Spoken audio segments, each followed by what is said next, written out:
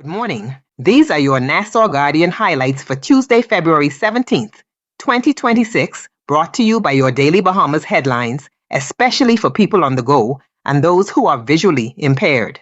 We begin with the main story.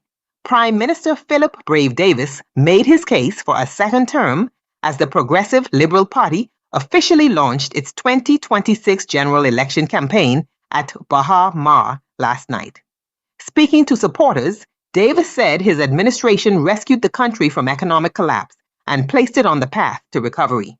He highlighted achievements including raising the national minimum wage, signing more than 60 industrial agreements with unions, and lowering value-added tax from 12% to 10%.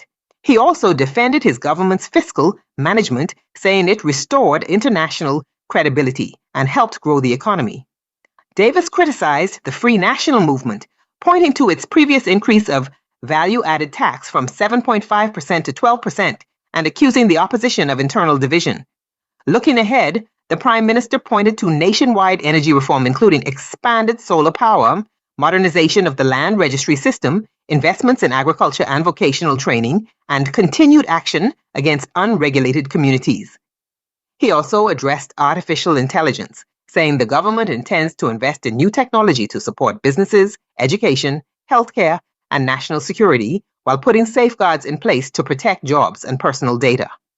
Deputy Prime Minister Chester Cooper said a second term would focus on ownership, arguing that Bahamians must move from simply working in industries to owning businesses and digital platforms. He encouraged supporters to ensure they are registered to vote. Also on the front page, the Unregulated Communities Action Task Force demolished a shantytown community on Allen Drive off Fire Trail Road. Officials said more than 30 people were living in unsafe, unpermitted structures and confirmed that further demolitions are planned in other areas.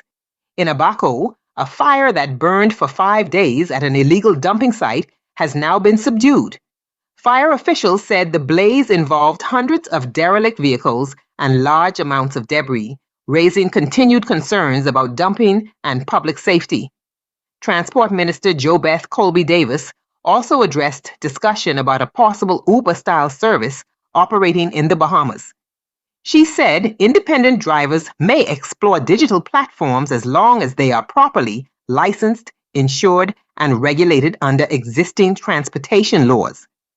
From the editorial page, today's editorial questions whether the Progressive Liberal Party's campaign launch offered voters enough substance.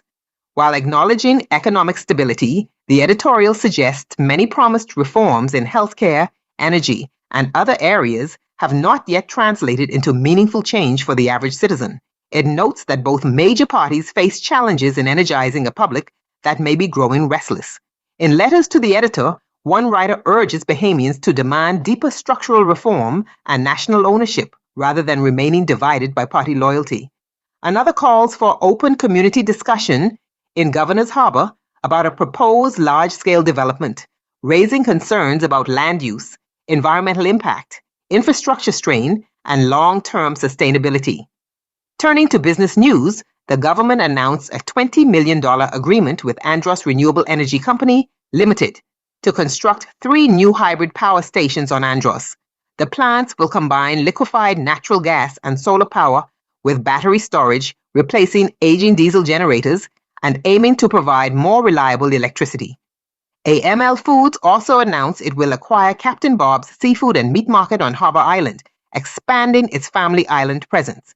Meanwhile, car dealers report record-breaking vehicle sales over the past 2 years, though industry leaders expect some slowdown in the coming months. Those are your Nassau Guardian highlights for today. To read the full stories and additional coverage, be sure to purchase a copy of today's Guardian or visit their website for complete details in this edition. As always, staying informed is not just a habit, it is a responsibility. An informed nation is a stronger nation. Enjoy your day, be blessed, and be a blessing.